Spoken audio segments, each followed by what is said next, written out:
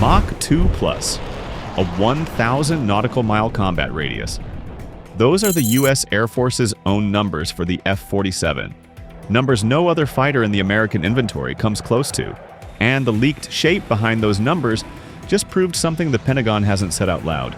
America stopped trying to out-stealth China. It's trying to outrun it. China built the J-36 and the J-50 to disappear from radar. America built the F-47 to be somewhere else before radar even matters. Here's exactly how. Every sixth-generation fighter concept on Earth, America's own early NGAD renders included, converged on the same silhouette. Tailless, flat, blended wing, built to shrink radar cross-section as close to zero as physics allows. The leaked F-47 shape breaks that convention completely. Long shovel nose. Canards mounted forward. Swept wings set unusually far back on a slender fuselage. That's not a stealth body. That's a Sears Hawk body. The mathematically ideal shape for minimizing wave drag at supersonic speed. The same physics that shaped Concorde's fuselage 60 years ago. Here's what that actually costs and buys. A Sears Hawk profile achieves its drag reduction by squeezing the fuselage's cross-sectional area down hard in the middle and tapering both ends. The same area ruling trick used on the F-102 and F-106 back in the 1950s.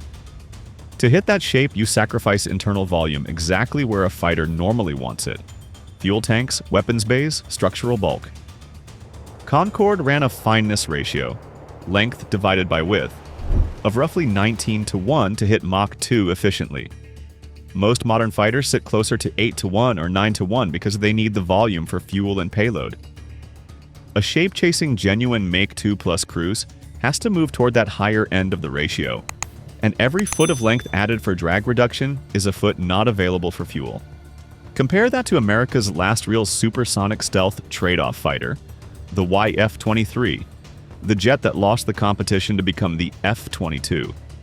The YF-23 ran 67 feet long with a 43-foot wingspan and was estimated to hit around Mach 2.2, genuinely faster than the F-22 it lost to, precisely because its designers chased the same drag-minimizing shape at the expense of maneuverability and structural margin. The F-22 ended up shorter and stubbier, at 62 feet, optimized more for dogfighting than raw speed. The F-47's leaked proportions sit closer to the YF-23's philosophy than the F-22's. Length and taper prioritized over turn radius. Canards up front aren't a stealth mistake either. They exist to hold a trim and yaw authority at high speed and high angle of attack without relying on a large vertical tail, which itself is a drag penalty at Mach 2. Every choice in this shape points at the same target. Sustained high Mach cruise, not the lowest possible radar signature. China chose to protect the radar number. Boeing chose to protect the speed number and let some of the fuel volume go. But here's the trade-off nobody's talking about yet. And it's where China's numbers actually get interesting. The trade China won't make. A tailless blended delta shape, the one China picked, keeps more internal volume for fuel because it doesn't need to taper hard for wave drag the way a Sears Hawk body does. The F-47's slender, high-fineness ratio fuselage doesn't have that luxury. Unrefueled range has reportedly been a core requirement for this program from day one, which means the airframe is giving up fuel volume a delta shape would have banked for free, purely to hit the drag numbers that make Mach 2 plus cruise possible. That's the bet. Less internal fuel capacity, more speed, and an engine underneath that has to make up the difference. Now look at what China built instead. The J-36 is estimated at roughly 23 meters long with a 19 to 21 meter wingspan and a maximum takeoff weight in the 50 to 55 ton range, genuinely massive for a fighter, closer in scale to a strike bomber than an air superiority jet. It reportedly carries 3 engines, not 2, and an estimated internal payload capacity near 8,000 kilograms. The J-50, its smaller stablemate, comes in lighter, around 40 tons max takeoff weight. Both are tailless, canard-free, blended wing shapes. And China's already claiming radar cross-section numbers to match.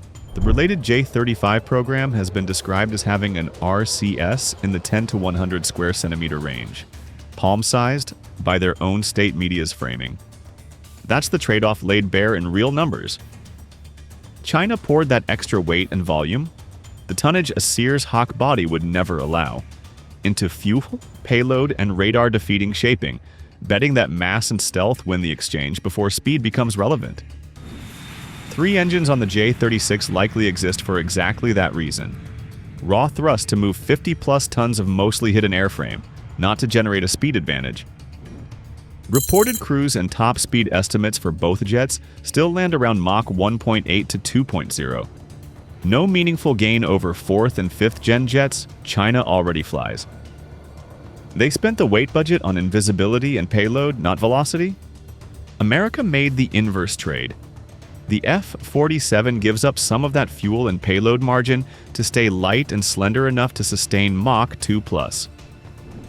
Boeing is betting the adaptive cycle engine underneath can claw back the range a heavier, fuel-rich airframe like the J-36 gets for free. China bet mass and stealth. America bet shape and propulsion. Both are the same $20 billion and up gamble, aimed at opposite variables. Why 1,000 miles breaks China's own strategy? China's entire anti-access strategy runs on 2 missiles, the DF-21D, the original carrier killer, and the DF-26, nicknamed the Guam Killer, with a reported range near 4,000 kilometers, roughly 2,500 miles. That range was built for exactly one purpose: hold every forward American base and every tanker within reach. So US fighters have nowhere close to stage from except inside China's kill zone. Guam sits about 1,800 miles from the Chinese coast, comfortably inside DF-26 range. Kadena Air Base in Okinawa sits roughly 400 miles out, well inside range of almost everything China has. The entire premise: American air power needs to be close to fight, and close means exposed. A fighter generating over 1,000 nautical miles of unrefueled combat radius doesn't erase that threat, but it changes the geometry completely. It means the F-47 can stage from bases meaningfully farther back, Guam's own depth, or rotate through Australia and the Philippines, and still reach the fight without a tanker orbiting inside missile range. That single number, 1,000+ nautical miles, forces China to either extend its missile inventory's reach even further at enormous cost, or accept that American fighters can now operate from depth it can't easily threaten. Either way, the DF-26's entire strategic logic, built and funded over more than a decade, gets less useful the day that number becomes real. Boeing's F-47 contract runs roughly $20 billion with a per-unit cost near $300 million. That's not the real headline. The headline is what that money bought. A jet designed to win from outside the missile envelope. China spent a decade and hundreds of billions of dollars building specifically to trap fighters close to the fight. China built a 2,500-mile wall to keep American air power near. America just built a fighter that can operate from behind it, but this entire speed and range bet has a 2-year hole in it. Remember, this shape already gave up fuel volume to chase drag numbers, and it's leaning on the engine to buy that range back. That makes the next generation adaptive propulsion engine, NGAP, the only thing standing between 1,000+ nautical miles on paper and 1,000+ nautical miles in the air. 2 designs are competing for it: General Electric's XA-102 and Pratt & Whitney's XA-103, a 3-stream adaptive cycle engine that shifts airflow between a third bypass duct and the core, tuning itself for either raw thrust or fuel efficiency mid-mission. Effectively 2 engines built into one, switching modes depending on whether the jet needs to sprint or stretch its legs. The Air Force says NGAP won't be ready for aircraft integration until the 2030 timeframe. Budget documents show the prototype fabrication and engine assessment phase running through at least September 2031, with roughly $514 million requested next fiscal year, climbing to $906 million in fiscal year 2028 and $865 million in fiscal year 2029.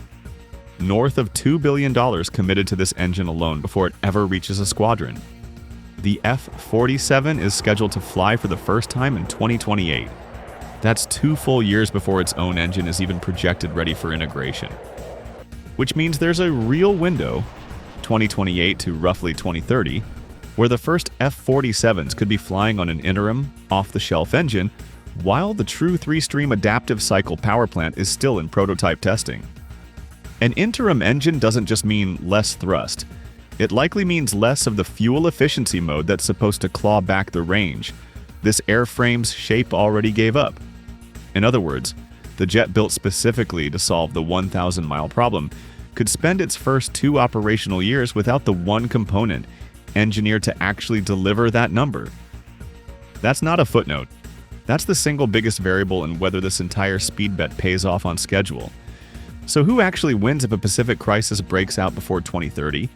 China's fully realized disappear first doctrine, or America's speed and range bet running on a borrowed engine?